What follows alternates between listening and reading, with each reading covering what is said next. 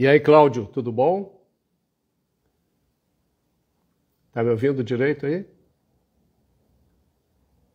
Te vejo que tu tá sempre aqui com a gente, né?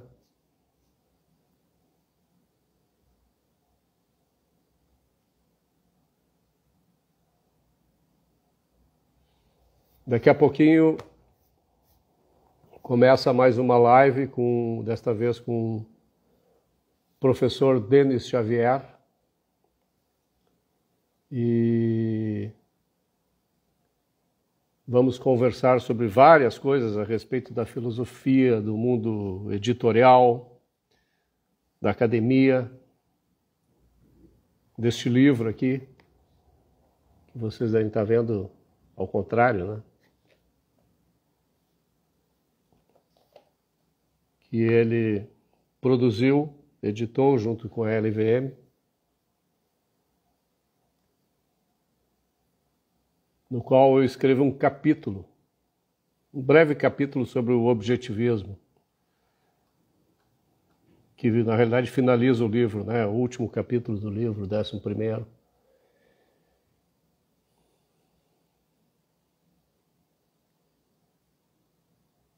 Daqui a pouquinho ele entra aí e a gente começa a conversar.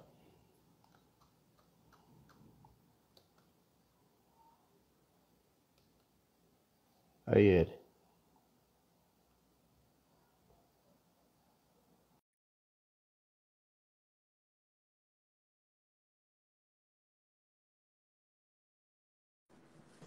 Meu querido amigo. E aí, Como é que professor, tá? filósofo Denis Xavier. Mané, filósofo, imagina. Para ser É filósofo, claro que é filósofo. Não, claro que é filósofo. Eu ouvi a tua explicação a respeito do que é ser filósofo, e eu, como teu amigo, quero dizer o seguinte: eu discordo totalmente de ti. Eu tô mais na linha do Pitágoras, né? Que dizia que filósofo é o amante da sabedoria, não é isso? Não é sim, daí que saiu sim. o termo. É, E é claro, existem filósofos de primeira mão, aqueles que são formadores de é. conjuntos de ideias e tal, a respeito da existência, da vida, da felicidade e tal. E tem os de segunda mão, não que sejam É. porcaria, né? Mas os que seguem esses e tentam analisar, tentam aprimorar, tentam eventualmente até recodificar tudo aquilo, né? Sem dúvida. Um beijo para o E pessoal que está chegando aqui. O pessoal está saudando. Um beijo grande para todo mundo. Tem razão, Roberto, tem razão. Na verdade, assim, essa explicação que eu faço é muito no sentido de evitar uma armadilha na qual algumas pessoas às vezes caem, que é hoje em dia nós temos muitas figuras mediáticas, né, que debatem temas sim, filosóficos. Eu acho isso muito importante, especialmente num país como o nosso, que padece fortemente de um processo educativo de qualidade. Então, né, o fato de nós termos pessoas, muitas vezes bem intencionadas, debatendo temas de filosofia, temas de política, né, de ciência política, etc., eu acho isso extraordinário. É que, às vezes, muitas vezes, a pessoa evoca um título, né? E aí eu sempre brinco, viu, Roberto, que se eu chamo Platão de filósofo, se eu chamo Sócrates, Aristóteles de filósofo, é, e eu vou usar esse mesmo epíteto para Cortella, com todo o respeito que eu tenho a ele, Karnal, com todo o respeito que eu uhum. tenho a ele, Pondé e assim por diante, eu começo a perder um pouco o peso da palavra. Então é só Ah, mesmo uma espécie de precaução semântica. eu acho assim que, como tudo na vida, né, existe aqueles que fazem parte de uma elite, né, de uma nobreza, vamos dizer assim, naquela atividade, tá? São os filósofos de melhor estirpe, vamos dizer assim, como os Sim, conservadores gostam de dizer. E tem o problema de tu vulgarizares o conceito, né? é, Quer dizer, tu tratar todo mundo como se fosse a mesma coisa, né? bravo. Mas eu entendo isso. Mas se a gente analisar o conceito puro, Olavo de Carvalho é um filósofo, né? Como é aquela a filósofa da esquerda, aquela que tem ódio da A classe média? Márcia Tiburi. Não, a Márcia Tiburi é uma filósofa, né? Mas não era a Márcia Tiburi que eu estava falando, era a outra, aquela que eu sempre esqueço o nome dela, que disse que odiava a classe média. Marilena Chauí. Isso, quer dizer, todos esses que se arrogam o É, papel de filósofo. Se for assim, eu também sou um filósofo, porque afinal de contas eu penso sobre a minha vida, sobre a vida dos outros, né, sobre a existência e tal. Não tenho ideias originais, tá mas certo? deixa eu aproveitar para fazer um elogio, Roberto. Eu te acompanho muito nos seus textos lá no Facebook e estão todos eles extraordinários. Você tem feito uma contribuição fantástica ali. Eu sei o quanto de tempo isso demanda, o quanto de esforço isso demanda. Não é simples compor um texto.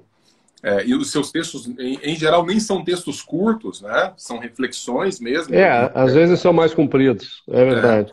Então, se fosse para chamar alguém de filósofo, aí eu certamente chamaria pela qualidade da reflexão, por esse amor ao conhecimento, pelo amor aos fatos, às coisas como são.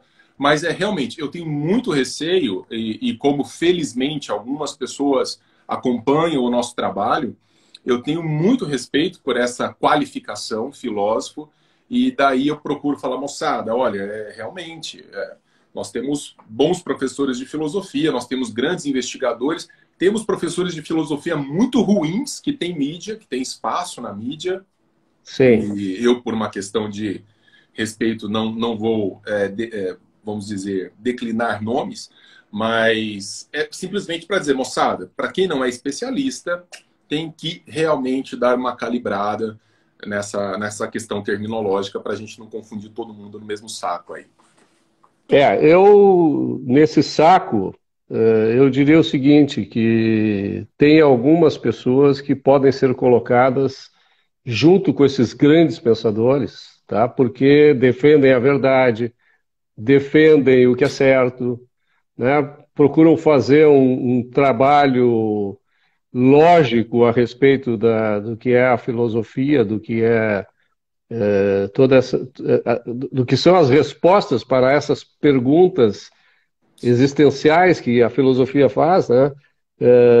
E entre eles eu te coloco, sem dúvida alguma, porque tu é um cara que tem trabalhado maravilhosamente bem para produzir conhecimento e oferecer a tua sabedoria para as pessoas. E eu vou te dizer assim, eu estou te dizendo isso não é porque eu sou teu amigo, eu me considero hoje teu amigo, eu te conheci há pouco tempo, Uhum. mas a E é gente tem recíproco. valores comuns, né, em muitas das situações que se apresentam, e eu acho que os valores comuns são a base, né, de qualquer amizade, né? Quer dizer, tu não vai ser amigo daquela pessoa que pensa diferente de ti, que quer se opor aos teus valores.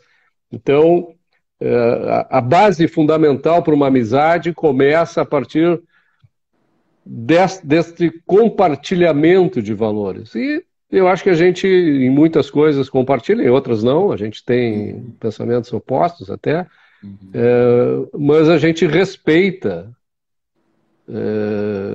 muito, né, a oposição estabelecida, porque a gente reconhece que isso faz parte da vida, né? A gente pensar diferente é Os, ale- os, fundamental. os alemães, eles falam que se duas pessoas estão pensando exatamente igual, uma não está pensando, né? Então, uma abriu mão do pensamento. Claro que descontada a fala, vamos dizer, meio dessas máximas, né? É interessante que o próprio Platão vai dizer assim: as coisas dos amigos são comuns. Isso não significa dizer, no caso do processo do conhecimento, de ver o mundo exatamente da mesma forma, abraçar todas as teses, axiomas e princípios exatamente da mesma forma, mas Uhum. compartilhar de um certo pressuposto de qualidade de reflexão. Então, é muito bom abrir uma rede social e me deparar com um texto que faz todo sentido, que ilumina aquele tema, que faz pensar de uma maneira contraintuitiva, que faz pensar de uma maneira não banal. Eu acho que o exercício da investigação filosófica, ao qual nos dedicamos, é exatamente essa tentativa de apreensão de uma verdade que muitas vezes está escondida, né, por detrás de um véu. E os filósofos antigos já perceberam isso, né, Roberto? Quando você pega Heráclito de Éfeso, quando você pega Parmênides, todos eles utilizam um termo que no grego só se diz verdade de uma forma, se diz aletheia. E esse prefixo alfa significa não ter, é um prefixo de ausência, a gente chama de prefixo privativo. E você tem lethes, que vai ser traduzido por esquecimento, por véu, por cobertura, aquilo que recobre. Então a busca pela verdade, muitas vezes, é isso, né? É você retirar o véu. Quando está todo mundo olhando alguma coisa que está meio encoberta, está julgando pelo que está vendo, mas não percebe ainda que há algo para além do que está sendo visto. E daí esse exercício é extraordinário. Então, esse respeito eu tenho por você. E, no fim, a gente compartilha de muitas convicções, a gente sabe disso. Sem dúvida. Talvez a gente não compartilhe ainda porque a gente não teve tempo suficiente de amizade para discutir mais profundamente. Agora, esse livrinho aqui, que fez um sucesso bárbaro e vai fazer mais ainda, né? Lembra de Ayn Rand, e Ayn Rand, tu sabe qual é o pecado. Vamos considerar que suponhamos que o objetivismo seja uma religião, tá? Não é uma religião, a gente sabe que não é. É uma filosofia. Por que não é uma religião? Porque ela não se baseia em dogmas, né? Ela se baseia em axiomas, tá? Então é uma filosofia. Se baseia na realidade, na lógica, aquela coisa toda. E o maior pecado que Ayn Rand identificou, considerando a seu objetivo, considerando a sua filosofia, o objetivismo, é a evasão, né? É tu te evadires da realidade, né? Ou seja, é tu te deixar encobrir por esse véu, né? É tu não focar, né? Tu não botar o teu free will, como é? O teu livre-arbítrio, né? Em funcionamento para que tu consiga focar a tua mente para pensar, entender a realidade, corroborar aquela realidade conforme tu percebe a partir da lógica, né? Formal, etc., fazendo todos os experimentos necessários para ter convicções a respeito daquilo, checando as premissas todas. E de fato, eu acho que tu tem toda a razão, quer dizer,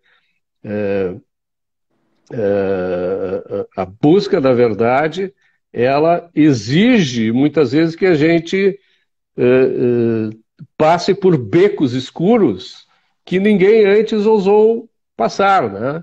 E às vezes a gente convida as pessoas a perseguir a verdade por esses caminhos e muitos preferem, não, por esse caminho eu não vou. Eu estou suficientemente satisfeito até onde eu fui. E aí, às vezes, as pessoas não sabem exatamente por que a gente defende com tanta ênfase, com tanto vigor determinadas ideias, né? Porque não foram junto e tal, não conseguiram enxergar aquilo que muitas vezes a gente, muito mais por esforço do que por inteligência, né? Por esforço, por trabalho, por foco, né? Consegue ver, né? Agora, eu acho muito legal você falar. Você fala Denis, Diga.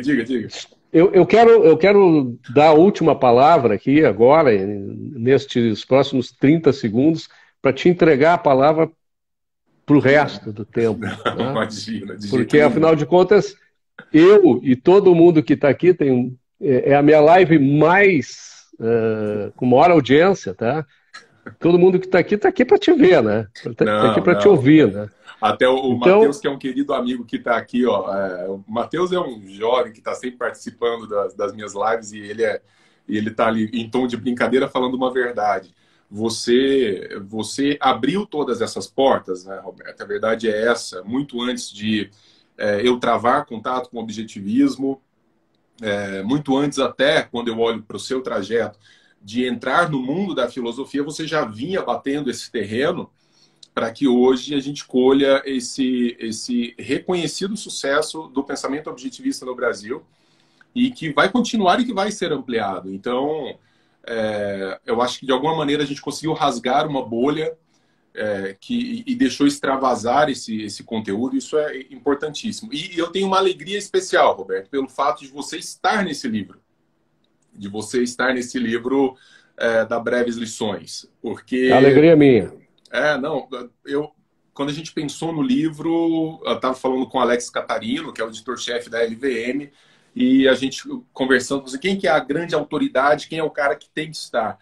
O Roberto tem que estar. E quando eu te liguei, eu lembro que eu te mandei um áudio longo, a gente conversou rapidamente. Não, eu tenho um texto aqui, já vou ajustar e vamos para cima. Isso foi maravilhoso. Dá um peso diferenciado para o livro, que tem pretensões muito tranquilas, não é um livro de estudiosos, e eu acho que isso foi uma sacada importante, porque o que nós percebemos foi que as pessoas queriam isso também. As pessoas queriam ver entender um pouco mais de alguns conceitos, não de maneira hiper aprofundada. Eu não quero ser um especialista em Ayn Rand, mas essa mulher me toca de alguma forma. E eu acho que essa foi a sacada. Eu acho assim, ó, o livro... Eu vou te confessar, tá? Nos nossos primeiros contatos, tá? Eu não levei muita fé, assim, né? Eu tinha um trabalho feito, tá? Mandei o trabalho, é um trabalho que eu prezo muito, o pequeno ensaio que eu fiz, foi construído ao longo dos anos. Eu não levei muita fé no que eu me refiro em termos de sucesso, né? Sim. Sim, tá? sim. Eu achei, porque o teu trabalho é um trabalho que a gente tem que botar fé, né? Porque ele é bem construído, ele é feito com dedicação e tal. Entenda, né? Eu estou falando em termos de resultado mercadológico. Tá? Mas eu também, Roberto, eu compartilho totalmente dessas, mesmo porque nós somos homens pragmáticos, né? Eu estou num universo, a gente está num país que lê pouco em geral.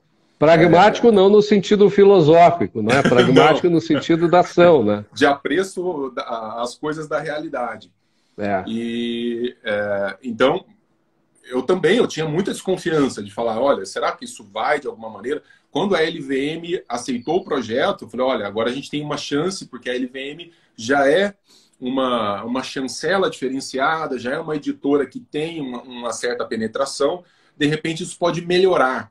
Mas quando as redes sociais começaram a se manifestar de maneira positiva a respeito do trabalho, e nós tivemos aí, até a Lara não gosta de ser chamada de influencer, mas ela chancelou o livro de uma maneira extraordinária, e aí, ao lado da Lara, né, formou-se um cinturão de influências.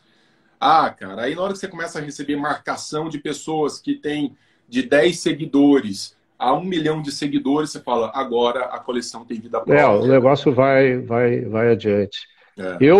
Como eu estava te dizendo, quando eu li o livro, eu já li o livro uma vez e meia, né? Eu li o livro inteiro e retomei agora para fazer... Eu vou te fazer uma proposição depois, em paralelo, em off, tá? A respeito do livro, porque tem no livro, como tu disseste, a impressão de diversas pessoas, né? E, em algumas situações, no meu modo de entender, eu que estudo o objetivismo há bastante tempo, não com muita profundidade, mas com muito afinco, digamos assim, eu vejo assim que há alguns equívocos de análise, né, de compreensão, tá? E até já discuti isso com um dos autores, né, desse tipo de visão um pouco distorcida do que é. Mas isso é fundamental. A liberdade de expressão, a gente não estabeleceu uma censura, permite que a gente veja o que o outro está pensando. E aí tu pode interagir com essa pessoa para eventualmente ou corrigir, ou até, se for o caso, tu te dar conta que não, quem está errado é tu, o que o cara está dizendo está certo, vamos reformular o pensamento, né? Verdade. Essa é a busca da verdade que a gente quer. Eu me lembro quando o livro foi lançado que houve, dentro de algum movimento objetivista no Brasil, algum questionamento, mas essa interpretação aqui, esse ponto aqui, ou aquele outro ponto, ninguém nunca me trouxe especificamente nenhum ponto, mas fato é que nós que mexemos com filosofia sabemos muito bem que todo pensamento filosófico, em alguma medida, ele é vampirizado, né? Ele acaba sendo lido de alguma forma. Então, eu mesmo tive mão forte na hora da edição final do livro, a respeito de alguma dimensão religiosa, né? Nós tivemos ali um dos autores que tem uma certa vivência religiosa e ele estava propondo uma leitura, vamos dizer, pouco ortodoxa da autora. Eu falei, não, espera, tanto quanto possível, nós vamos nos ancorar num arcabouço próprio da autora. Eventualmente, se você propõe uma certa leitura enviesada num ponto ou no outro, vá lá. Mas não nesse grau, porque aí já entrava numa questão... Tem que usar um pouco a razão, né, para fazer a análise e a discussão a respeito disso. Agora, eu que participo do meio dos objetivistas, também fui muito criticado, inclusive por participar do livro, né? Sim. Como se eu estivesse corroborando um livro que não é purista, né? Sim. E eu sou um cara que frequento qualquer ambiente, tá? Por quê? Porque eu acho que a gente tem que ocupar os espaços levando as nossas ideias. Quer dizer, de que adianta eu participar de um ambiente onde todas as pessoas pensam como eu? Como a gente falou antes, né? Tu disseste, se duas pessoas pensam a mesma coisa, não precisaria ter as duas, uma só era suficiente, digamos assim. Sem dúvida. Então, não adianta a gente querer ficar fazendo discurso para quem já é convertido, né? Ou para quem já tem convicção daquilo, a não ser que tu faça um trabalho de aprimoramento, né? Mas que não é o propósito do livro. O propósito do livro é difundir uma autora que eu considero heróica, né? Que é Ayn Rand, uma escritora e filósofa, trazer uma ideologia, tá? Porque a filosofia da Ayn Rand constrói uma ideologia, no sentido de conjunto de ideias, né? Para o nosso público, o público brasileiro que é carente desse tipo de coisa. Eu tenho duas observações a esse respeito, Roberto. Primeiro, assim, eu não me denomino, eu não me considero um objetivista stricto sensu. Eu sou um profundo admirador da filosofia da Rand, um entusiasmado divulgador, que ela nem gostava de chamar filosofia da Rand, né? Do objetivismo. Mas eu acho que no Brasil, e aí talvez, eu não espero esse meia-culpa do movimento objetivista ou da igreja objetivista que se construiu no Brasil, de meia dúzia de pessoas, teriam que fazer um certo exercício de humildade, de perceber que esse discurso purista olha, eu me lembro de ter convidado uma pessoa para escrever um capítulo no livro, e a pessoa me deu a seguinte resposta. Veja, eu sou essencialmente um professor de filosofia antiga com um certo percurso, né? Não de graça, me empenhei muito, mas com um percurso razoavelmente respeitável. Tenho obra publicada na Europa, frequentei os melhores círculos ali de filosofia antiga, e a resposta que eu obtive foi a seguinte: não, mas eu não posso escrever num livro que não foi chancelado pela sociedade, como é que chama? Eu estou com Sociedade Platonista na cabeça. Não, pelo Ayn Rand Institute. Com a Ayn Rand Institute. Falei, mas isso isso não contraria, inclusive, uma certa experiência? É óbvio. Percebe? Não contraria, inclusive, um certo elemento de objetivismo na própria vida? Eu preciso escrever chancelado por uma organização? Isso não faz o menor sentido. Então, uma das minhas alegrias, e aí eu trago isso para um lado muito pessoal, foi ter ajudado a romper uma bolha que se dependesse da igrejinha, ia continuar fechada em si mesma, Sem achando que estavam dúvida, fazendo um trabalho extraordinário e não conversando com ninguém. E sem não dúvida. conversando com ninguém. Então eu acho que isso foi muito interessante, essa abertura. E esse negócio de modo de ler, e esse é o segundo ponto, de modo de ler o autor, de interpretar o texto, eu me lembro que, ainda como professor de filosofia antiga, Platão tinha uma grande preocupação, que era, dentro da academia, como é que a filosofia dele seria preservada no tempo.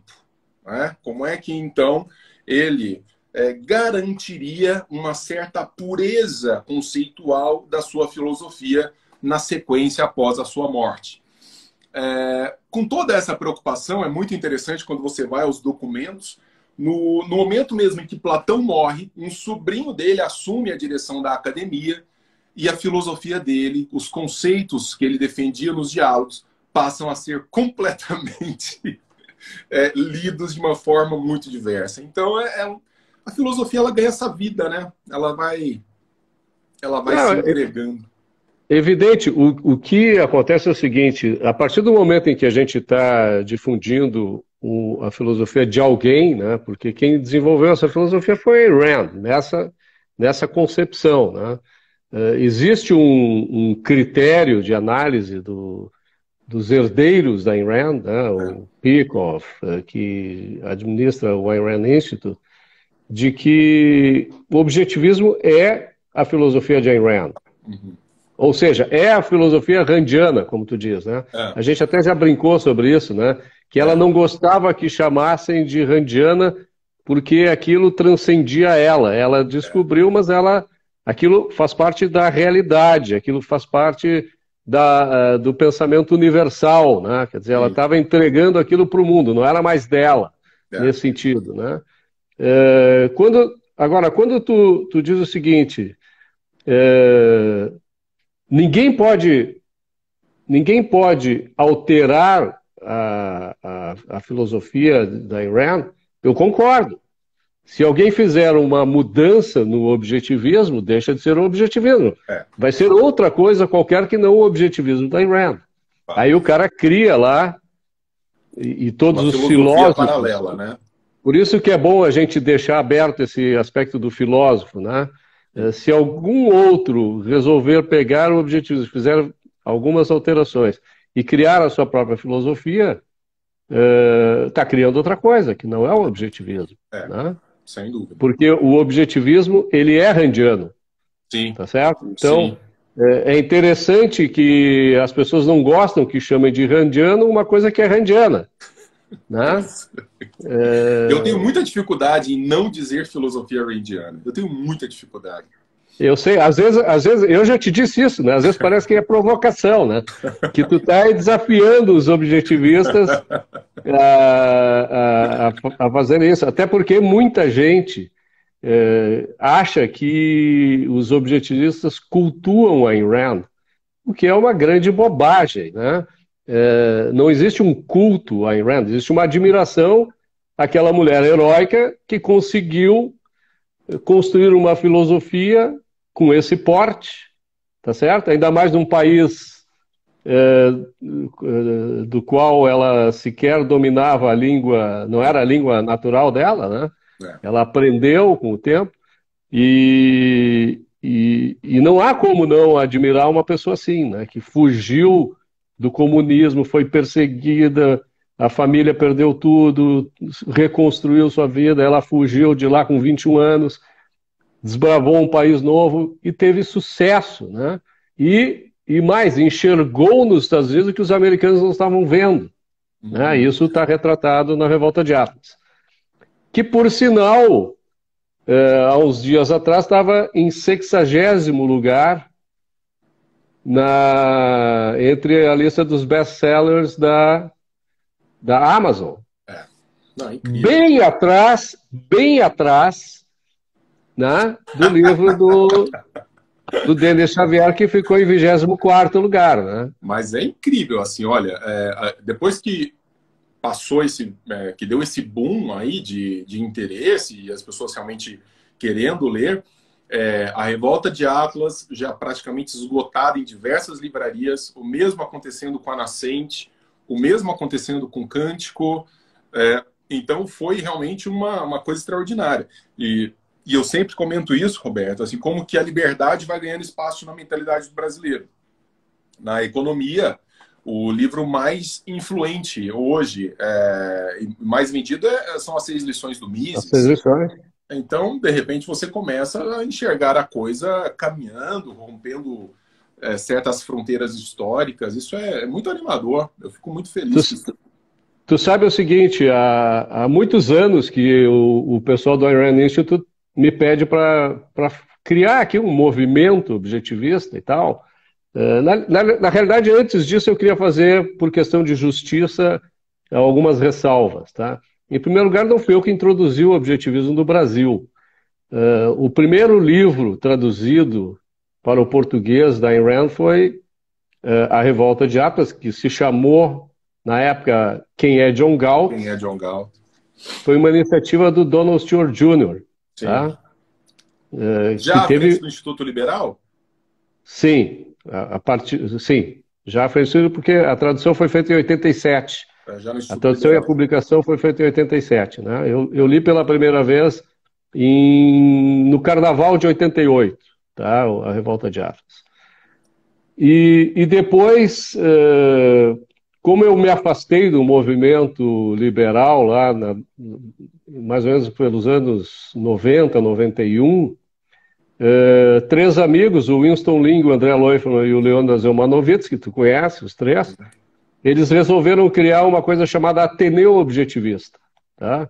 E aí publicaram 3 livros da Ayn Rand, A Nascente, The Fountainhead, depois publicaram com o IEE A Virtude do Egoísmo, que depois tu vai falar um pouco sobre isso com relação ao Clube Ludovico, e também um livro que nós temos ainda no Instituto Liberdade, é uma publicação do Instituto Liberdade, que é Objetivismo, a Filosofia de Ayn Rand, do Leonard Peikoff, que é um livro extraordinário. Muito bom. Agora, para tu veres a dificuldade que esse livro foi impresso há cerca de 10 anos atrás. Não acha mais, é muito difícil, né? Cara, eu tenho 380 no estoque do Instituto Liberdade. Tá? Tinham 800, a gente conseguiu vender no penúltimo Fórum da Liberdade, o último fórum presencial, uns 400 e poucos livros. Tem que colocar. Tá? E na Ayn Rand Conference também a gente vendeu mais outro tanto. Então, agora a gente está criando no Instituto Liberdade, a gente tem o Desbravando o Mundo Livre, né? Sim. Que vende livros infantis, a gente vai criar a versão de livros juvenis e adulto, tá? Para o público adulto, e aí a gente vai colocar à venda o que remanesce do OPAR, como a gente chama, né? Objetivismo, a Filosofia de Ayn Rand, do Leonard Peikoff, para o público poder entender com profundidade também o que é. Sim. Então é o seguinte, eu dizia para o pessoal lá do Ayn Rand Institute, cara, não há possibilidade de se fazer um movimento se tu não tem os instrumentos que vão te possibilitar criar, né, o conhecimento das pessoas. Tu vai falar para gente que não sabe do que tu está falando. Ainda mais no Brasil, que a nossa facilidade para o grande público falar em outra língua é difícil, né? O inglês aqui não é muito bem compreendido. Então nós precisamos de livros, livros e mais livros. E nunca houve a iniciativa realmente de se publicar alguma coisa até o momento em que, num Fórum da Liberdade, eu consegui reunir o Hélio, o Alex, o Winston e o Yaron Brook para a gente começar a publicar livros da Ayn Rand de não ficção, né? Já que os de ficção já existiam. Né? Sim. E agora nós estamos começando a ter esse material, até porque tem outra editora também fazendo isso, competindo com a LVM, o que é muito bom. Né? Claro. Instiga o público a procurar os livros independente das editoras. E certamente vai se tornar muito mais fácil a partir do momento em que tu fizeste este trabalho, né, de difundir uma filosofia da qual o mundo tanto necessita, É, né? é. Que é a E a filosofia que Randy, pode mudar as Roberto, mentalidades. e a Randy, ela tem uma coisa, eu estava falando agora há pouco de filosofia antiga, sempre houve uma grande preocupação dos filósofos não em todos os filósofos, há aqueles mais arrogantes que acham que a gente tem que pastar para compreendê-los, né? E aí há um caráter autoral. Isso a gente encontra, por exemplo, num filósofo como Hegel, que faz questão de ser difícil. Ele vai dizer, olha, Uhum. para compreender o que eu estou dizendo, você vai ter que se matar aqui em cima desse livro. Mas há uma perspectiva filosófica muito diversa que está lá na sua origem, que é a filosofia de todos nós. Filosofia não é uma coisa de uma elite. Filosofia, ela surge em praça pública, ela surge na ágora, né? São os debates qualificados que a gente tem que ter dentro da cidade. Então, os filósofos sempre se preocuparam muito com essa questão de até onde a minha mensagem pode chegar, como é que eu posso, de alguma maneira, sem perder a pureza conceitual do que eu estou dizendo, pelo menos tanto quanto possível, fazer espalhar essa ideia, fazer espalhar essa notícia. Obrigado. O Platão, ele teve uma estratégia diferenciada. Platão escreveu muitos textos, escreveu uma série de diálogos, e caso único na história dos filósofos antigos, tudo o que ele escreveu chegou até os nossos dias. Sim. É um caso único. Todas as informações cruzadas que nós temos dão conta de que todos os textos que Platão escreveu chegaram aqui. Só que Platão, em alguns desses textos, especialmente numa carta, ele diz assim, olha, eu não disse todas as coisas da minha filosofia, eu não registrei por escrito todas as coisas da minha filosofia, uma parte dela, especialmente a mais importante, eu reservei para lições orais. Inclusive, a minha pesquisa, né, como estudioso de Platão, vai nesse sentido de recuperar documentação acessória para evocar essa doutrina platônica, que Aristóteles chama de agrafa dogmata, as doutrinas não escritas, e, vamos dizer, compor um quadro geral com aquilo que a gente encontra nos diálogos. Então, Platão tinha muito medo. Esse medo de ser mal compreendido, mas, ao mesmo tempo, o medo de não chegar até as pessoas. E ele tentou uma vez em Siracusa, né, implantar um regime político em parceria com um jovem governante chamado Dionísio, isso está na Carta Sétima. Ele tentou oferecer lições em praça pública, que na verdade foram um fracasso absoluto, porque quando ele começou a falar, ele ofereceu um curso sobre o bem, as pessoas imaginavam que ele fosse falar sobre comer bem, beber bem, dormir bem. E ele começou a falar de matemática, ele começou a falar de metafísica, o pessoal todo foi embora. Eu acho que a Rand conseguiu o que poucos filósofos conseguiram. Conseguiu manter um grau de sofisticação argumentativa, de profundidade de visão, e ao mesmo tempo de ser popular, de ter um apelo, de chegar ao homem comum e conversar com ele. A Rand é um excelente meio para trazermos as pessoas para o discurso da liberdade. É extraordinário. Sempre vendeu Sem muito. dúvida. Sempre vendeu Eu, muito. eu Sempre acho foi que um tem sucesso duas editorial. características aí que fazem com que isso seja uma verdade. Primeiro, é o fato de ela ter conseguido apresentar a sua filosofia na Marisa forma de vendeu, beijão. romance, né? Na Tu é forma. um rockstar, cara. Tem todo mundo aqui Beijão. falando contigo e tu te Be... comunica e tal. Eu não tenho essa habilidade. Eu me preocupo com o convidado, né? Tu não, tu é um cara que é mais popular e tal. Mas tudo Deixando bem. um beijo para todo mundo. Um dia eu vou aprender, tá? Então a Rand ela conseguiu fazer o seguinte: falar sobre filosofia numa linguagem que todo mundo compreende, que é a linguagem do romance, né? Quer dizer, ela criou os estereótipos idealizados, né, nas pessoas, o bem e o mal bem caracterizado, sem partes cinzas, para que as pessoas pudessem não apenas identificá-los, como identificar a si neles, né? Sim. Quer dizer, esse cara aqui é bom, pô, esse cara aqui eu acho legal. Aquele cara lá me lembra um político aqui de Brasília, não sei o que. Não, esse cara não me serve, É, né? é. Então, as pessoas, elas intuitivamente conseguiram se... conseguiram ser cativadas, Sem dúvida. né? Sem Se dúvida. projetaram naqueles seres idealizados, que são os personagens, e passaram a trilhar a filosofia deles a partir daquele momento, né? Porque a filosofia, e ela dá uma ênfase muito grande para a questão ética, né? É o guia de vida, né?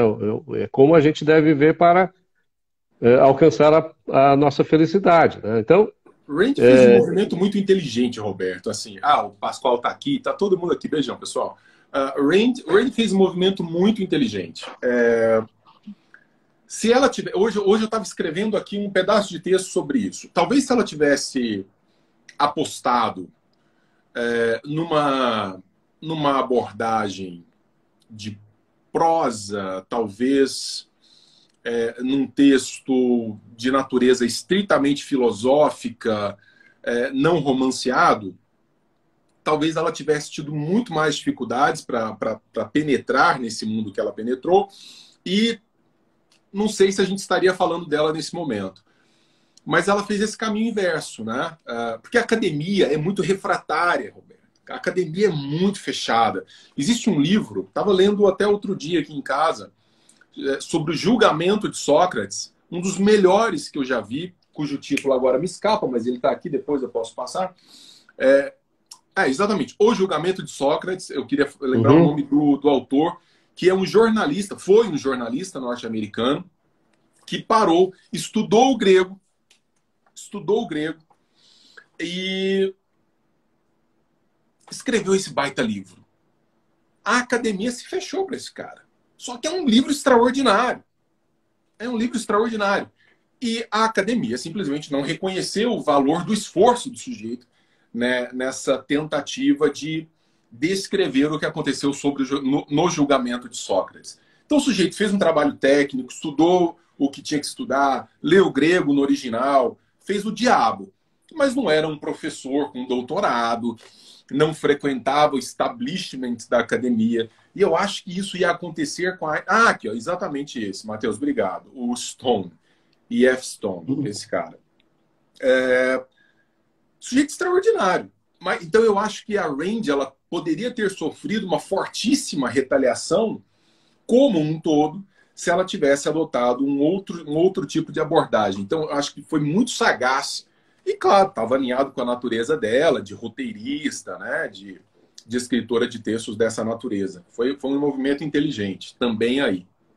a gente não pode esquecer que o primeiro livro dela, mais importante, A Nascente, foi refutado por 12, foi rejeitado por 12 editoras, né?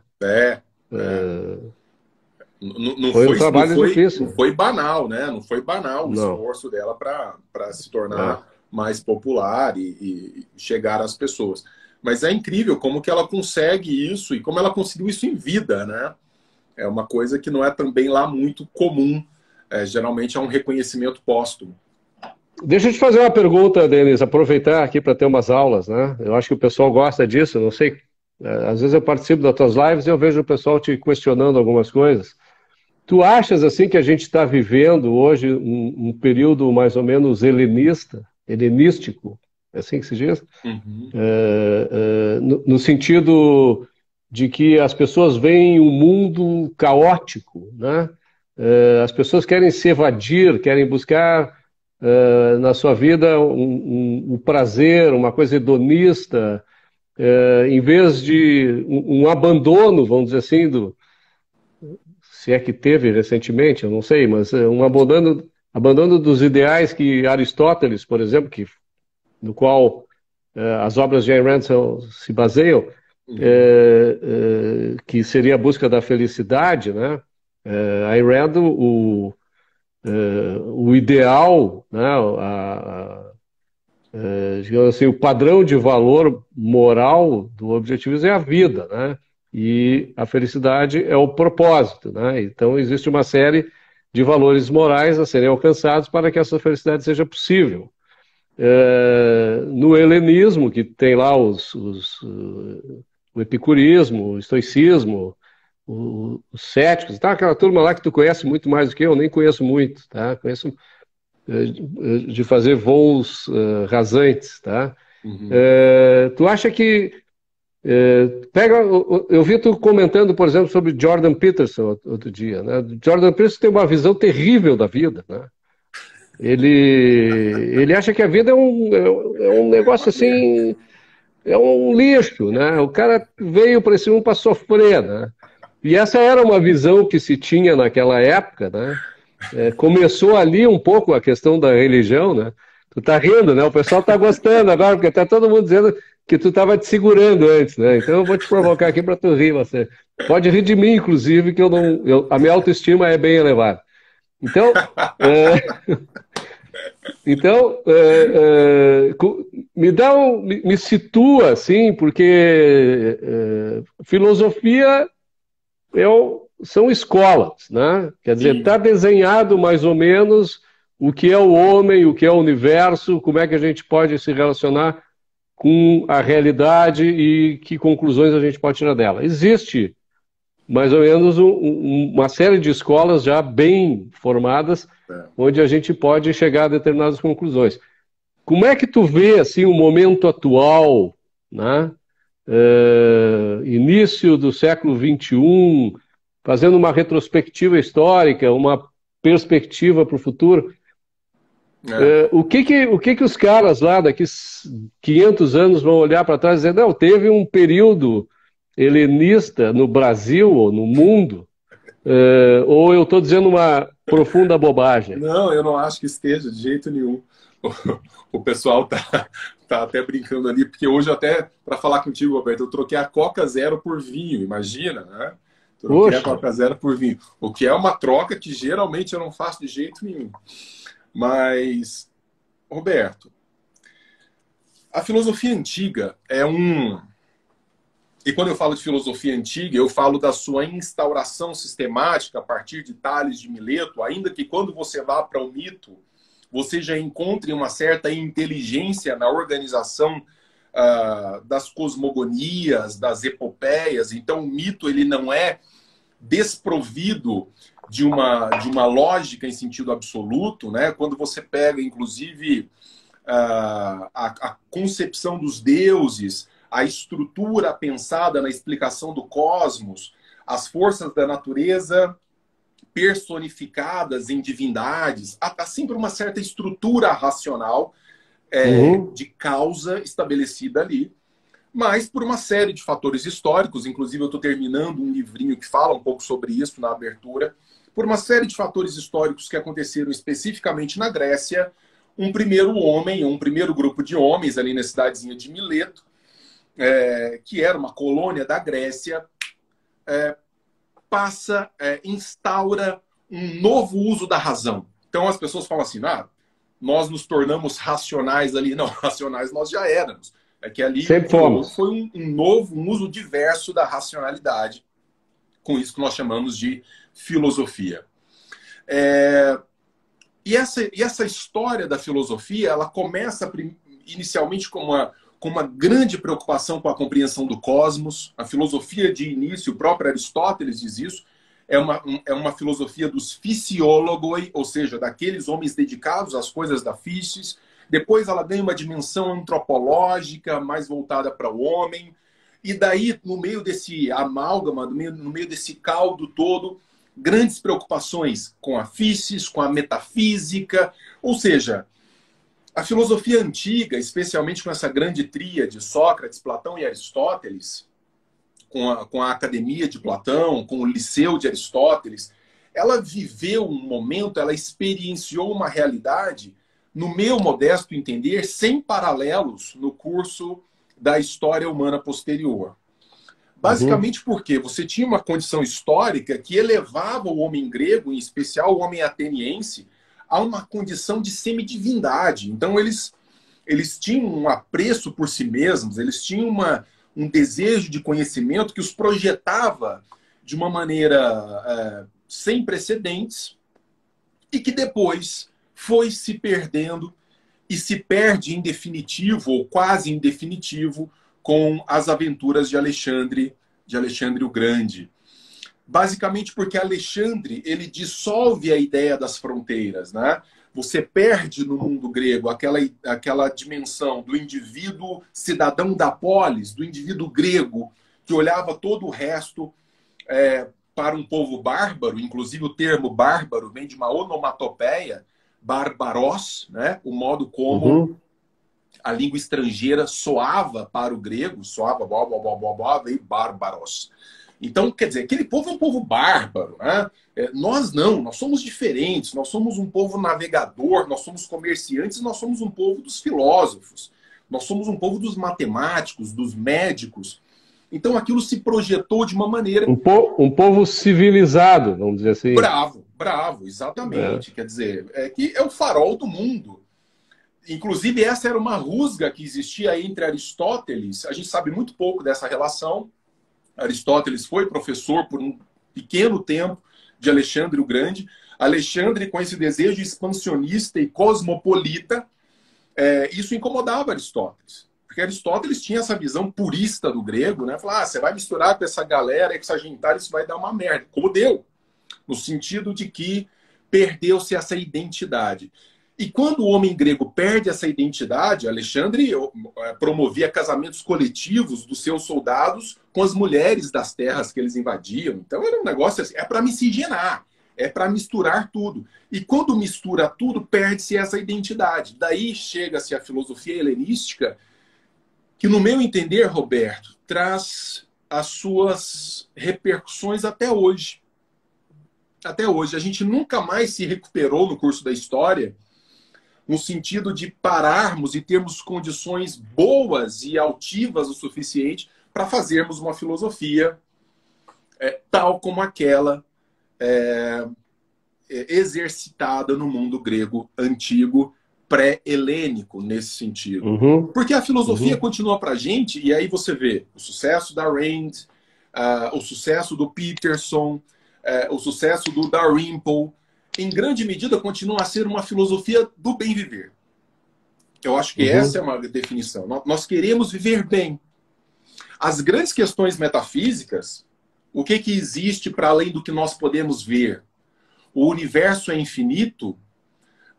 O que existe após a morte? Essas grandes questões metafísicas, elas foram sendo afastadas, elas permanecem em pequenos núcleos que repercutem muito pouco na nossa existência cotidiana. O que nós precisamos é buscar aquilo que, e essa é a grande intenção, talvez, buscar aquilo que os helênicos chamavam de ataraxia, esse exercício de, tanto quanto possível, ficarmos imperturbáveis.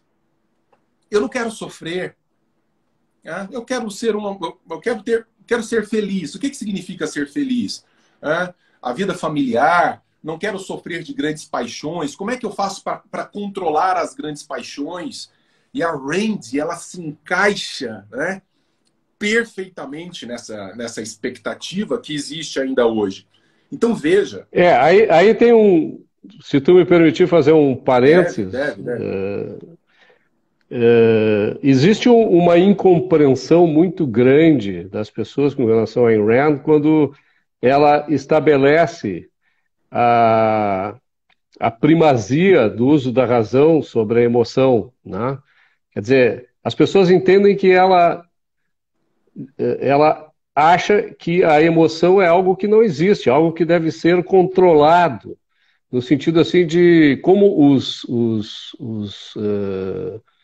estoicos fazem, né? De não, eu não posso, eu tenho que me afastar das minhas emoções, eu não posso sentir as coisas, porque se eu der abertura ao sentimento, à emoção, eu vou ter a possibilidade de enfrentar, vou ter que ter a possibilidade de enfrentar o sofrimento, né?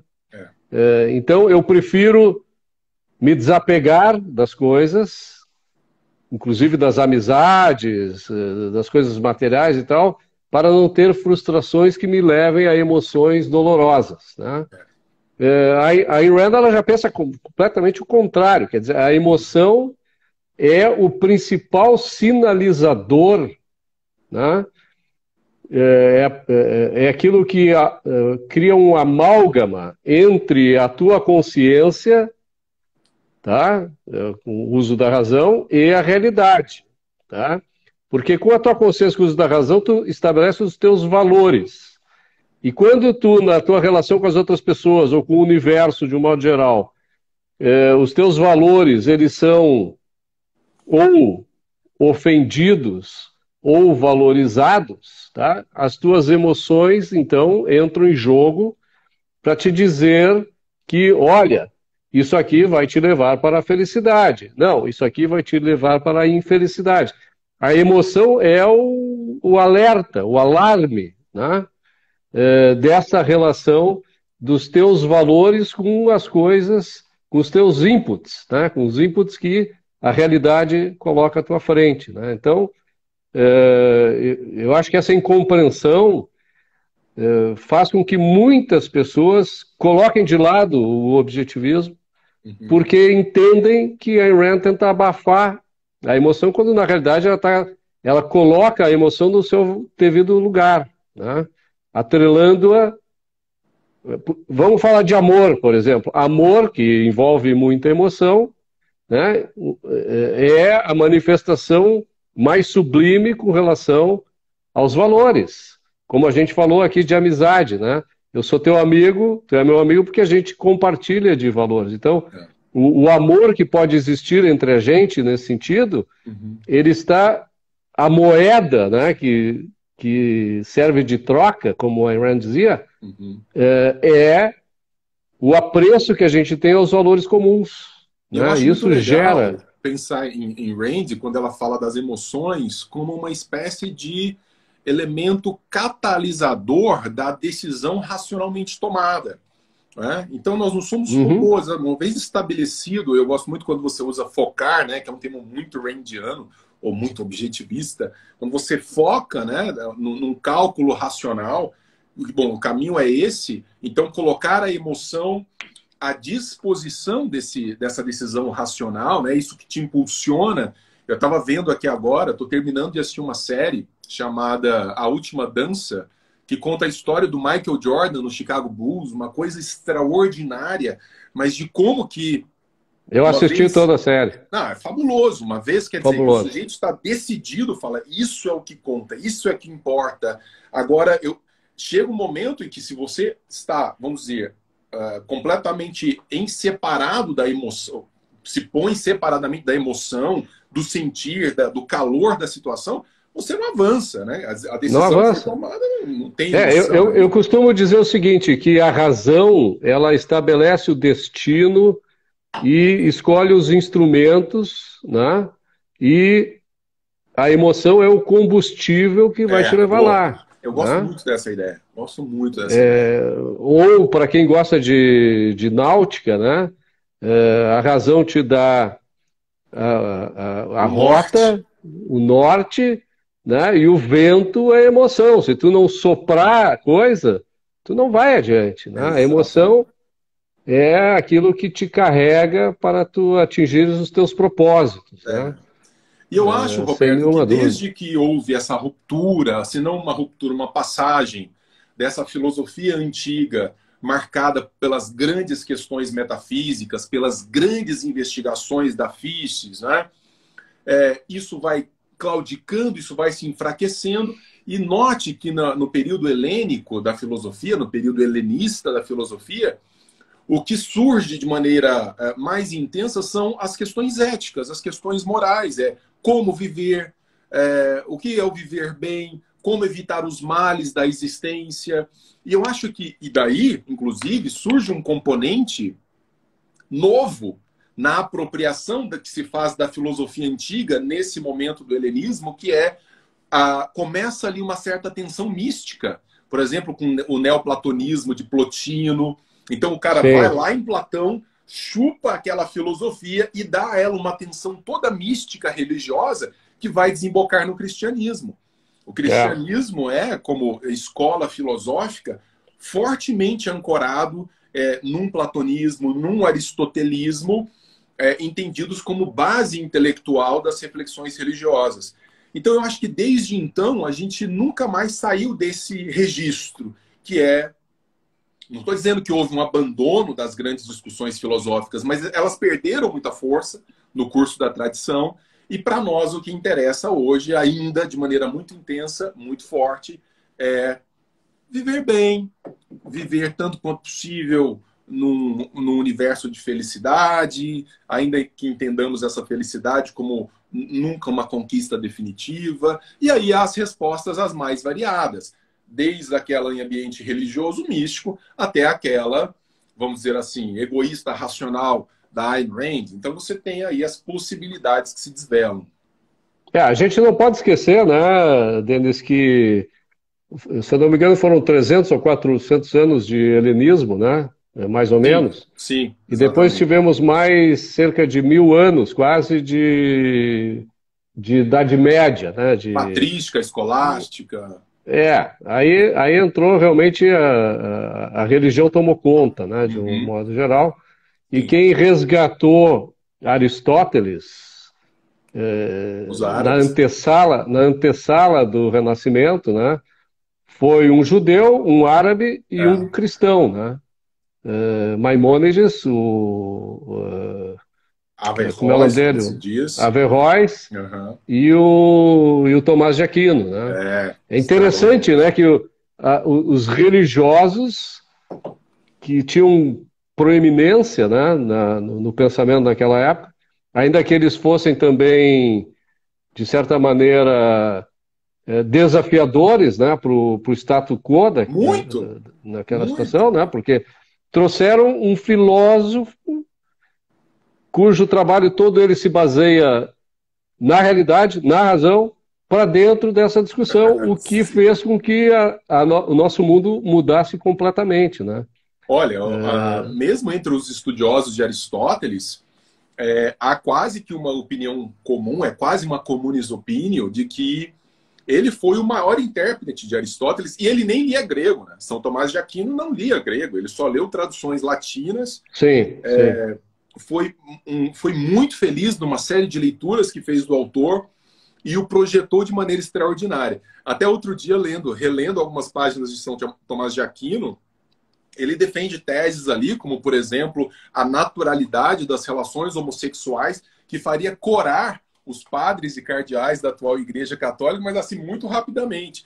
E São Tomás de Aquino, nós estamos falando do que já em vida era o doutor da Igreja, né? Era o doutor angélico, então uma autoridade absoluta em termos intelectuais.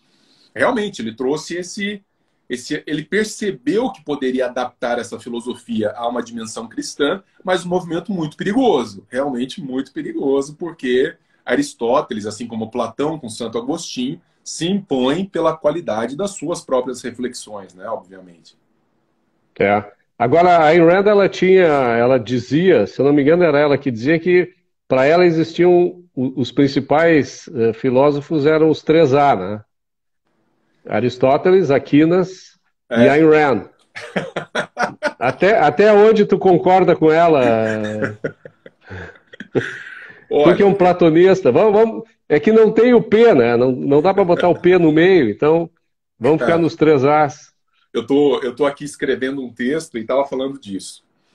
Platão sofreu muito no curso da história com as interpretações de tipo que eu chamo de interpretações teoréticas, que são aquelas feitas não para entender, não para compreender o autor, mas para usufruir ou para evocar o seu argumento de autoridade e reforçar uma filosofia própria. O que eu estou querendo dizer com isso? Por exemplo, você vai a Heidegger. Heidegger leu Heráclito não para entender Heráclito. Heidegger leu Heráclito porque ele encontrou ali elementos que poderiam jogar luz na sua própria filosofia.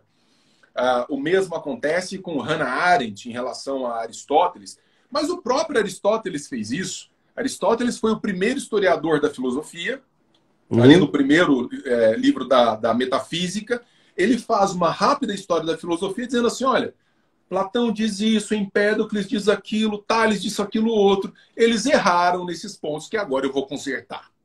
Então ele faz uma Uhum. apropriação teorética. Ele não está fazendo história da filosofia para recuperar ipsis verbis aquilo que esses filósofos disseram. Então, cara, Platão foi estuprado na história, né? Aquela história do Popper, de um Platão proto-totalitário, há uma profunda incompreensão. É um livro que eu tenho que escrever, eu me sinto obrigado a escrever esse livro, de resposta a essa tese que coloca Platão como um proto-totalitário, por diversos motivos, eu nem vou entrar muito, mas a Isso Rand, na República? isso, A isso na, interpretação dele na República. isso na República, isso mesmo nas leis, um livro póstumo, mas há uma Uhum. incompreensão no conceito de Estado, há uma incompreensão conceitual no sentido da politeia, que é o termo grego de república, que é da título à obra. Em suma, há uma incompreensão metodológica, né? E isso causou uma série de distorções. E aí o Mises comprou essa distorção, Rothbard comprou essa distorção. Outro dia eu entrei numa polêmica saudável com Jesus Huerta de Soto, que escreveu um texto absurdo sobre isso. Eu respondi no site do Mises. Então, agora, Rand faz isso com Aristóteles como uma leitura e uma apropriação conceitual que serve a ela.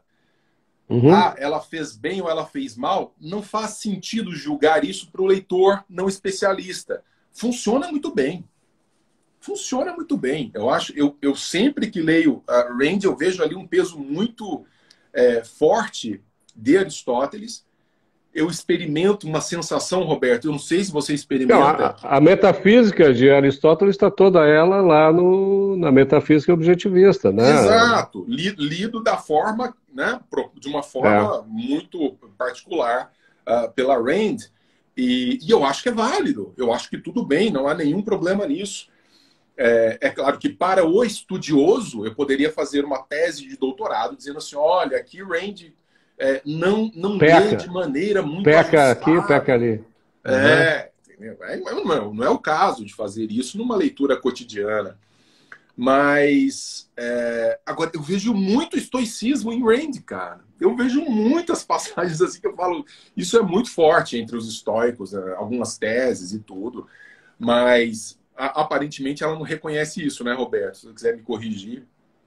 Não, eu acho que eu não vejo o estoicismo na Iran também. Eu acho que existe o estoicismo ele bebe muito do determinismo, né?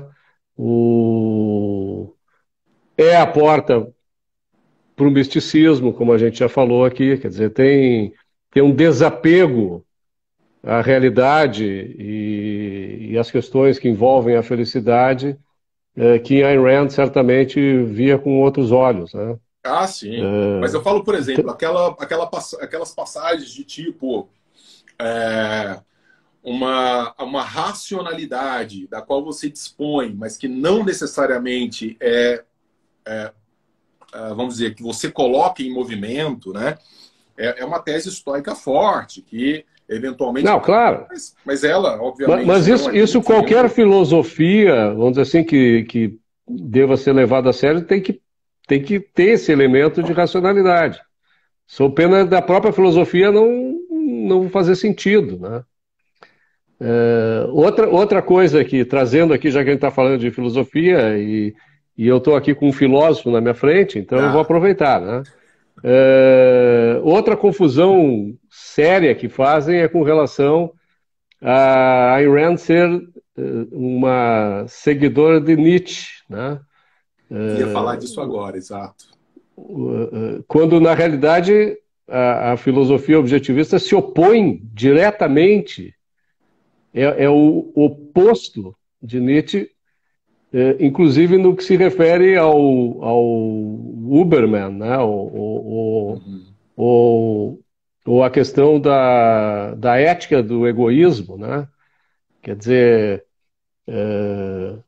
o Nietzsche era um altruísta, né? Sem dúvida alguma, O homem poderoso é aquele homem que realmente sacrificava os outros para o seu bem-estar, sem pena, sem dó nem piedade, né? É, Isso é que deu base, inclusive, às ações nefastas, né? Que se viu principalmente na Alemanha a partir do início do século XX, né? Então, ela própria dizia isso, né? Que no início ela achava interessante a ideia do homem ideal, né? Do super-homem, tá? Como um homem, como um ser heróico, um ser produtivo, que sim. está na busca da sua própria felicidade, das suas realizações e tal. Mas ela entendeu ao longo do percurso que não era este ser que Nietzsche exaltava, que era o ser que deveria ser exaltado, e ela acabou construindo então os seus heróis, como a gente viu na Nascente com o Howard Rourke, que para É. mim é o herói mais interessante dos romances dela, e o Danconia, o John Galta, Dagny Taggart, etc., né? É. Parecia haver uma relação meio conflituosa, que depois foi se acertando, né, com relação a Nietzsche.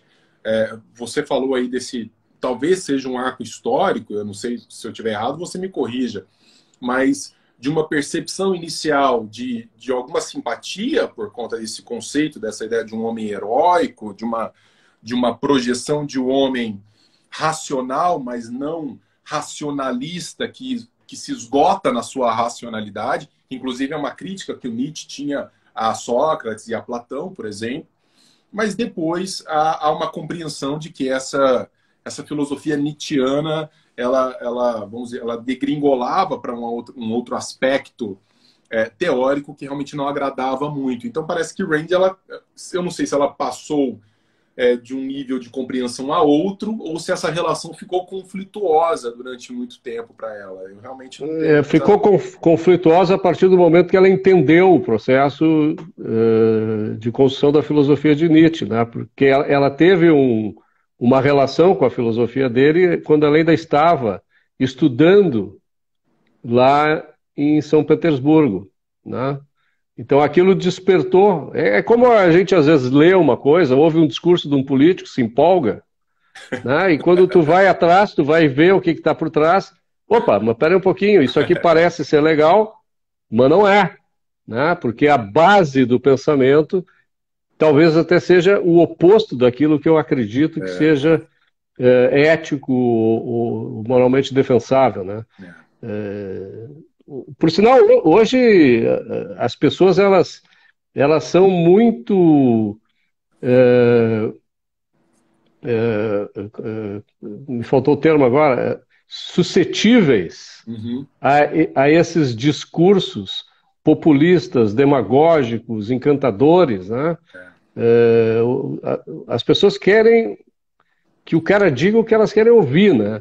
E aí quando tu vai analisar o que está por trás daquilo que elas próprias acreditam, tu vai ver que ali tem coisas nefastas, né? Como altruísmo, fugir da realidade, uma política que viola os direitos alheios, coisas que a gente vive hoje em dia, né?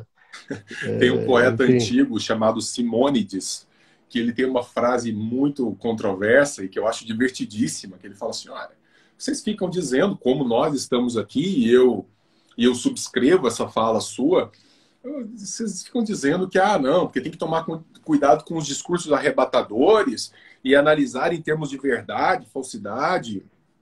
Esse é um debate que já existia entre os filósofos e os sofistas, né?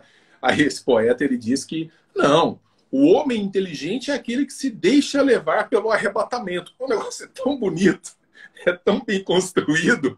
Eu assim, seria uma burrice não se deixar levar. É claro que aí, quer dizer, eu não sei nem se ele fala isso, a gente não tem documentos para julgar, se ele fala isso em termos de ironia, mas... Certamente, né? Certamente.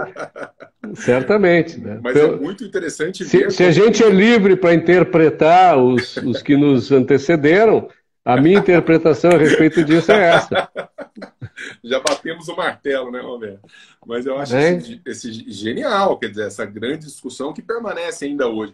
A história da filosofia, ela é interessante porque ela joga sobre nós uma, pelo menos acho que assim, para quem compreendeu minimamente, uma expectativa muito modesta em relação aos grandes debates. Basicamente porque você fica em meio a um cipoal de conceitos, você precisa fazer uma limpeza no sentido de ver quem se apropriou erroneamente, quem se apropriou corretamente, para não falarmos dos problemas próprios da própria filosofia, ou seja, dos dilemas que o próprio platonismo enfrentou e não resolveu, ou o próprio aristotelismo, eventualmente a própria Ayn Rand, porque também não vamos falar de filósofos infalíveis, né? Os filósofos estão todos lidando e revendo pontos. Então, como é complexo e belo esse processo de lidar com as coisas da filosofia. Então, Não, certamente a Ayn Rand ela sempre disse que usar a razão é estar constantemente na busca da verdade, né?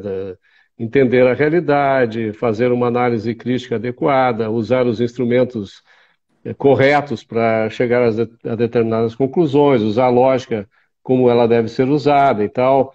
Quer dizer, mas existem verdades absolutas, né? Existem axiomas, existe o preto e o branco, né? Existe o certo e o errado.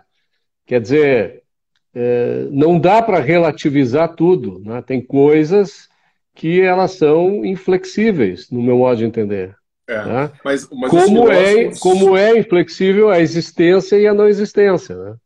Os filósofos, de modo geral, estão de acordo sobre esse ponto, que são aqueles princípios que fundamentam toda a investigação, né?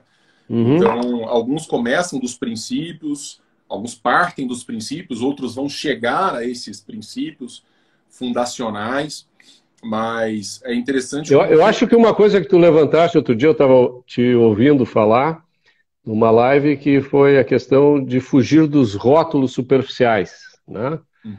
Direita, esquerda, isso, aquilo. Não. Individualismo e coletivismo, por exemplo. Né? Por quê?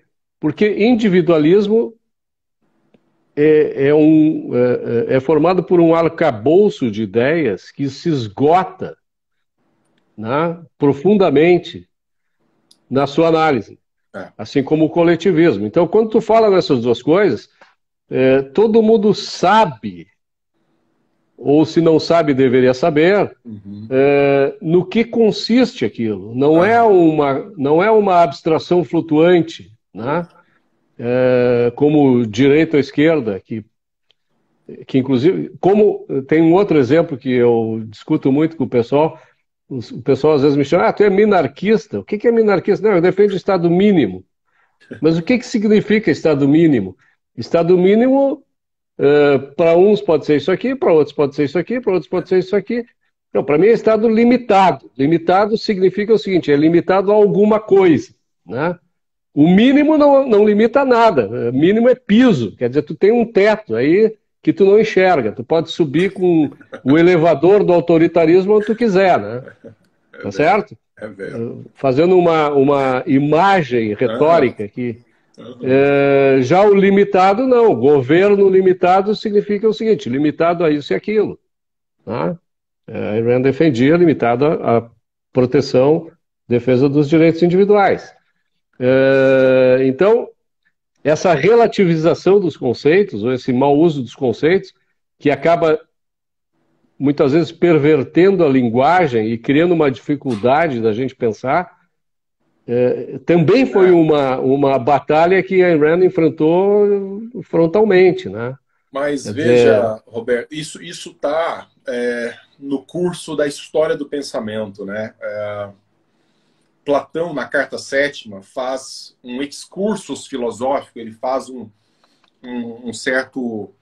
Ele para de falar sobre a experiência que ele teve em Siracusa, a experiência traumática que ele teve em Siracusa, que foi vendido como escravo. Ele passou um perrengue horroroso ali no sul da Itália.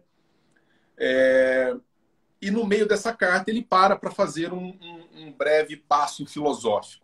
E nesse passo filosófico, ele estabelece uma certa ontologia da realidade e uma ontologia do discurso associado a essa ontologia da realidade. Para dizer o seguinte, o reino das palavras é o reino do que há de mais inseguro e flexível, né? Porque você tem que entrar em um certo acordo, e daí Aristóteles ter concebido a lógica, e a lógica aristotélica foi considerada por Kant, séculos e séculos depois, como uma lógica definitiva, né?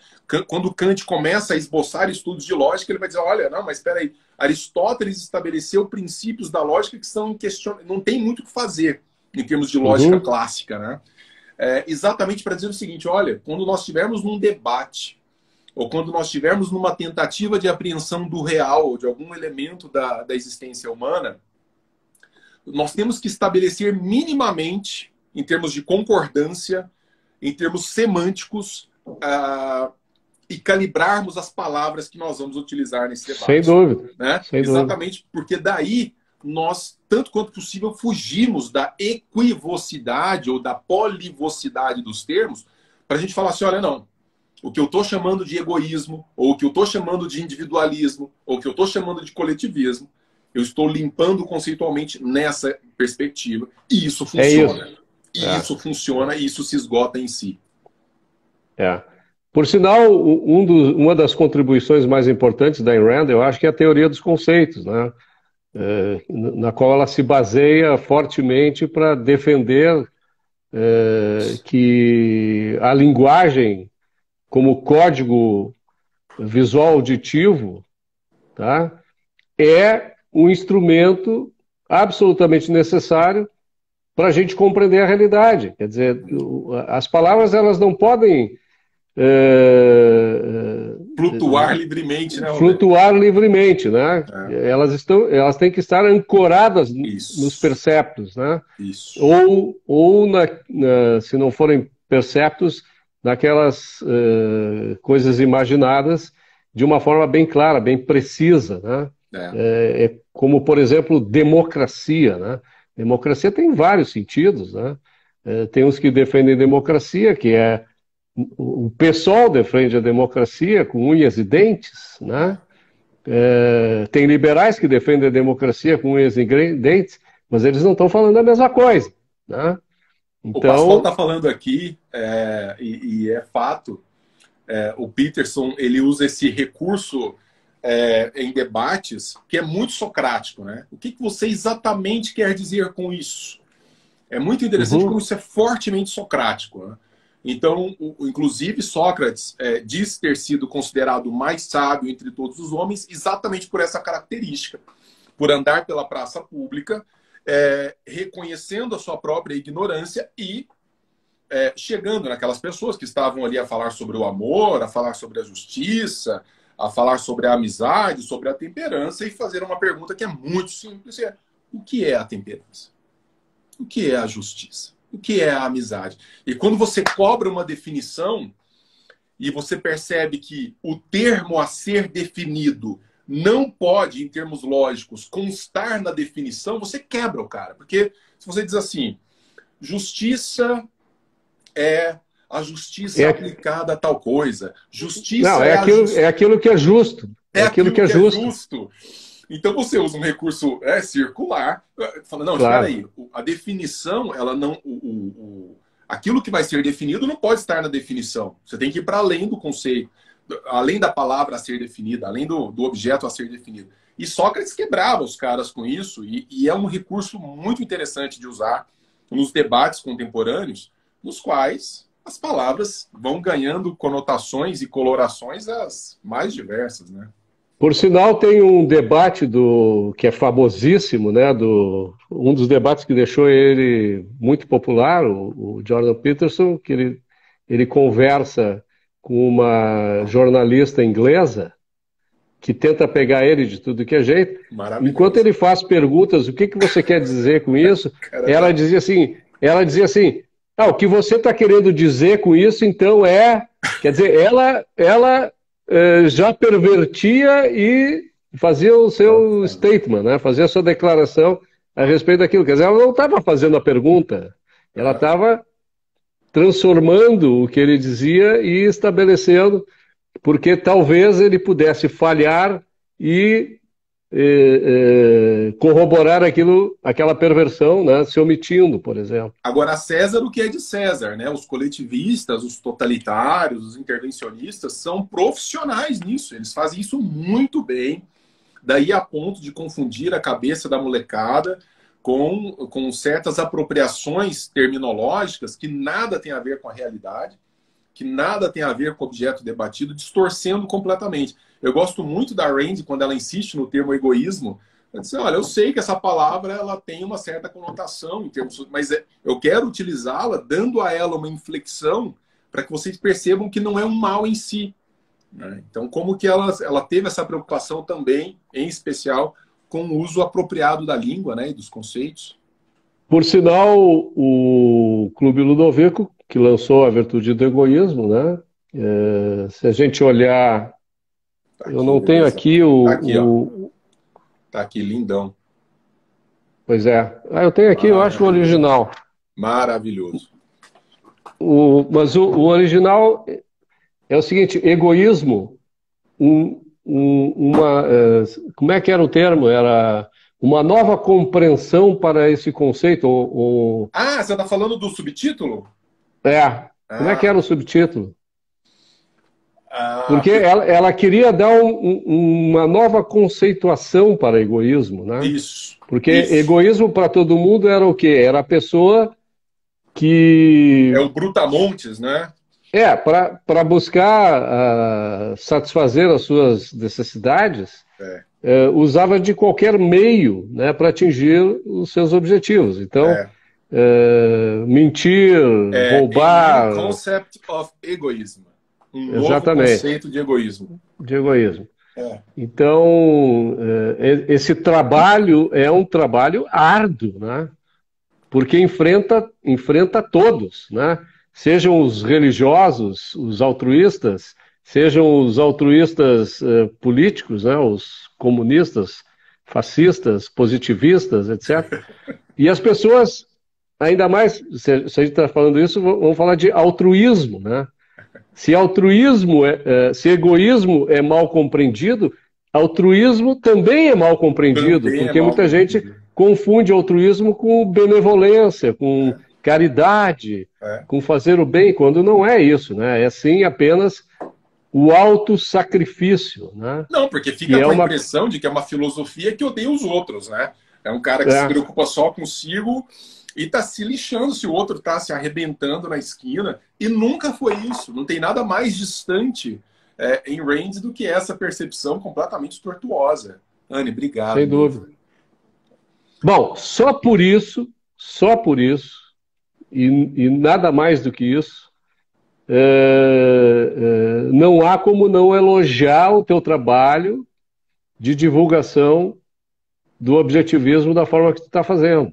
Que nada, Roberto. Eu sou tu sabe disso. Sou só, de verdade, assim, sem nenhum tipo de vaidade, eu sou um operador da coisa. Na verdade, eu, muito em breve, eu quero tocar essa coleção Breves Lições. Eu acho que é um legado bom, eu acho que é uma coisa que fica.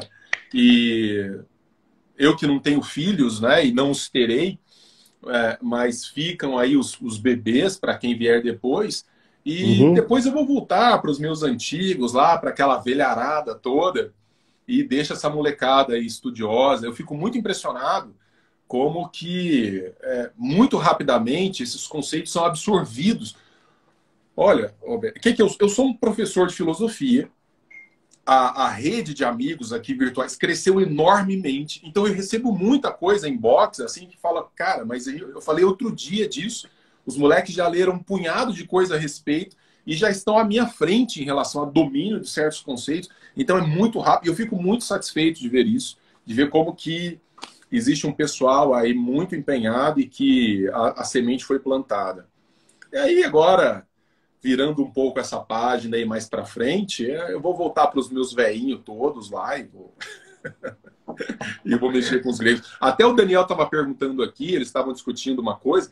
Se você me deixar, eu vou usar 5 minutos da live, nem isso, para explicar. Ele está perguntando sobre... ele está ali, o Daniel. A diferença de filosofia oriental, filosofia ocidental.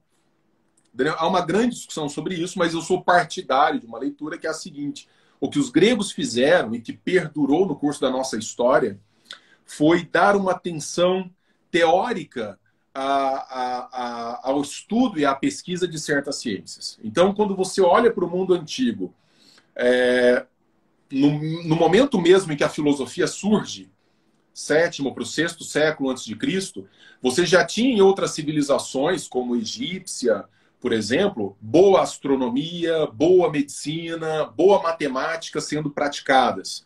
No entanto, os gregos, eles ultrapassaram o utilitarismo dessas ciências, ultrapassaram uma visão, vamos dizer, mais... Em grego tem uma palavra maravilhosa que se diz banáusica, vamos dizer, não é rasteira, mas aplicada vulgar, a essas ciências. Vulgar? Vulgar no sentido sim, do cotidiano. Do cotidiano. Matemática no Egito era aplicada para medir terreno.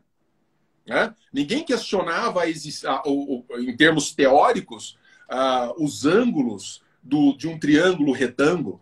Não faz sentido. Né? Era uma matemática aplicada, sim, assim como a astronomia entre alguns povos, os próprios egípcios, mas você estuda a revolução dos astros por conta da escolha de um novo rei ou de um momento melhor para engravidar. Quer dizer, é tudo uma aplicação muito prática. Os gregos não.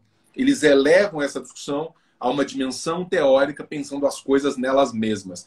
Isso muda toda a história. Por isso, convencionou-se, em termos tradicionais, falar em filosofia grega e sabedoria oriental. Mas exatamente, simplesmente para distinguir uma certa tensão originária própria de cada um desses modos de pensar. Denis Xavier, meu filósofo preferido. E você, Roberto, tem uma das cabeças mais lúcidas. Eu coloquei isso numa publicação que eu conheço no Brasil. Obrigado. Obrigado. É um prazer sempre. Eu te agradeço muito tu teres aceitado o convite para participar, tá? Espero que isso se repita. A gente pode conversar mais a respeito. Eu vou procurar não te atrapalhar tanto da próxima vez. Você não pede, você só fala assim, ó, hoje tem live à noite. Beleza. Valeu, obrigado a todos os fãs aqui do Denis que tiveram que me aguentar também, como ele, tá? Um beijo enorme. Diariamente eu tenho feito essas lives com as pessoas que eu gosto. E não podia faltar... Não podia faltar o Denis. Manda um abraço aí para a Bárbara, tá? Um beijão para ela. A dona Bárbara mandando um beijão para você. Estamos juntos. Volte aqui para Uberlândia. Em breve. E volta para Porto Alegre também, que tu já esteve por aqui, né? Claro, vou voltar. Deixa essa pandemia. A live vai ficar gravada, tá? No meu Instagram e no meu Facebook, tá bom? Beijo grande para vocês. Obrigado, valeu. Boa noite, valeu. Tchau, tchau.